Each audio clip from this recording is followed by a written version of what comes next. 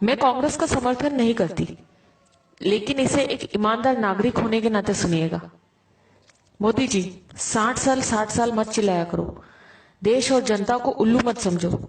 आप उस देश के प्रधानमंत्री हो जो देश 300 साल तक गुलाम रहा था, जिस देश को अंग्रेजों ने लूट खसोट कर इस देश की बागडोर को कांग्रेस को सौंपी थी।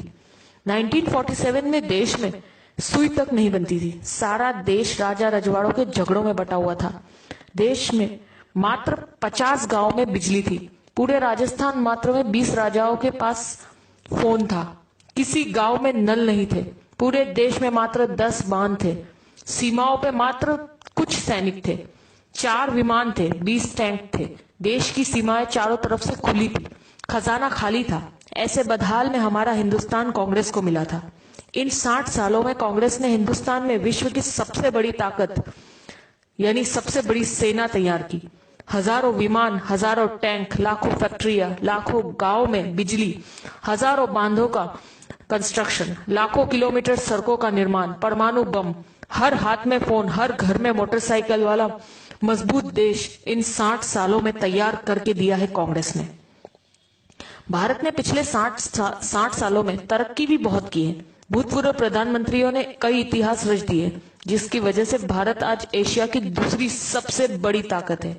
भारत दुनिया का सर्वश्रेष्ठ संविधान बन चुका है। भारत एशियाई खेलों में मेजबानी कर चुका है। भारत ने भागड़ा और रिहंद जैसे बांध भी बन चुके हैं। देश भामा न्यूक्लियर रिसर्च सेंटर का उद्घाटन कर चुका है।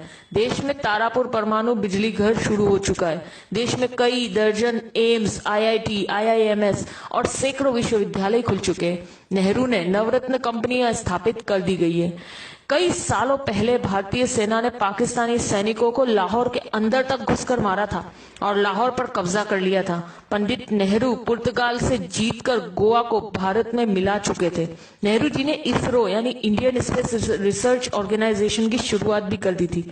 भारत में श्वेत क्रांति की शुरुआत हो चुकी थी। देश में उद्योगों का जाल बिक चुका था। इंदिरा जी पाकिस्तान के 2 टुकड़े कर चुकी थी। पाकिस्तान 1 लाख सैनिकों और कमांडरों के साथ भारत को सरेंडर कर चुका था। तब भारत में बैंकों की राष्ट्रीयकरण हो चुका था। इंदिरा जी ने सिक्किम को देश में जोड़ लिया था। देश अनाज के बारे में आत्मनिर्भर हो चुका था। भारत हवाई जहाज और हेलीकॉप्टर तक बनाने लगा था। राजीव गांधी ने देश के घर घर में टीवी पहुंचा दिया था।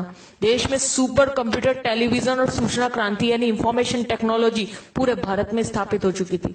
जब मोदी प्रधानमंत्री जी की शपथ ले रहे थे, तब तक भारत सर्वाधिक विदेश मुद्रा के कोष वाले प्रथम 10 राष्ट्रों में शामिल हो चुका था।